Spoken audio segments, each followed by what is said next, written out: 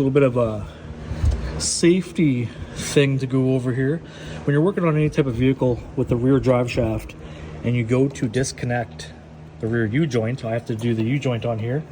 As you see, it's in bad shape. Even though the vehicle is in park, once you pop this free, this will now free roll, which means you will have a situation where you can get run over. It's not a good time. So you can either chalk the back wheels.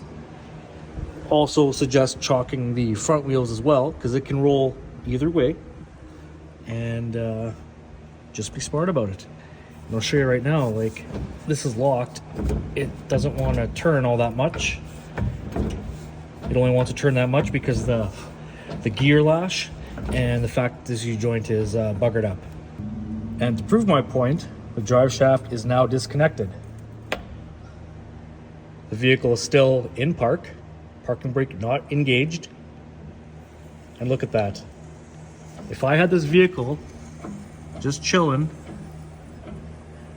in the driveway or here, it could even roll in here as well. Doesn't take much for you to get crushed by a truck, especially considering my head is pretty damn close to this wheel right here. And yeah,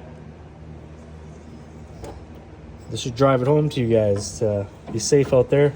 Think ahead, because a couple years ago in the next town from me, dude got himself basically crushed in his own driveway.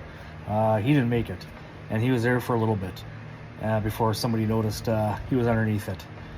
He popped the U-joint, and the vehicle rolled, fell on him, and it is what it is, right?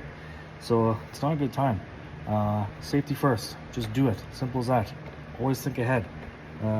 Nobody gets paid enough to get crushed, and nobody should get crushed to enjoy their hobby of working on their vehicle.